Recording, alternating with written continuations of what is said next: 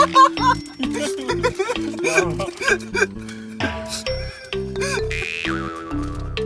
れ失敗したな。前でいいやつだなこれ。ここ刺せばよかったな。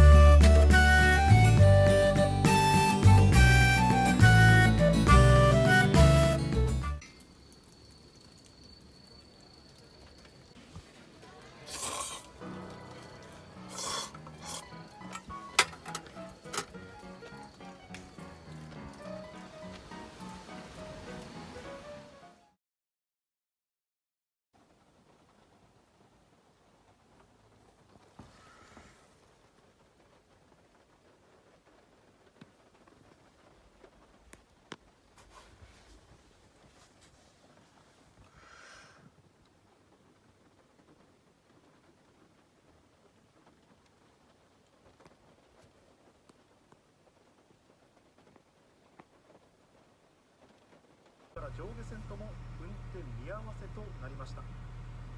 そして新幹線ですが、東海道新幹線は今日東京と名古屋の間で終日運休、また名古屋と新大阪間で朝の一部列車を除いて運休します。